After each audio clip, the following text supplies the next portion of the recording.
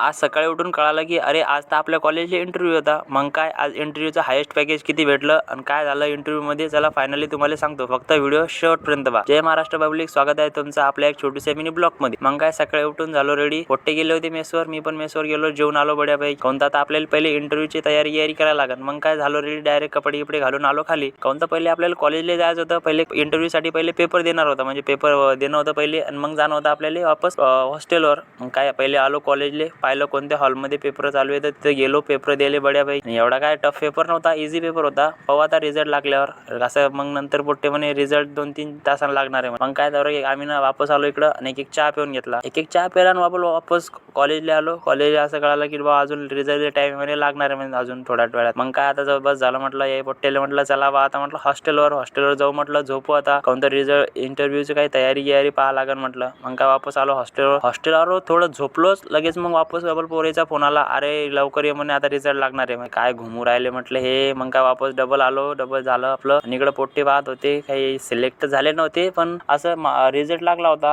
आणि नंतर आपल्याला इंटरव्ह्यू द्यायला जायचं होतं. मग काय आलो बा मी इकडे इंटरव्ह्यू द्यायला. बड्यापैकी इंटरव्ह्यू दिला पण काय पॅकेज आता काय ते म्हणे ऑफर लेटर सांगू म्हणे. जाऊ दे आता काय जेवढं भेटन तेवढं पॅकेज काय फायनली भेटलंच नाही आम्हाला. जे भेटलं तेच फक्त आमचं इंटरव्ह्यू घेऊन घेतले. भेटूया आता आपण पुढच्या ब्लॉग मध्ये. धन्यवाद.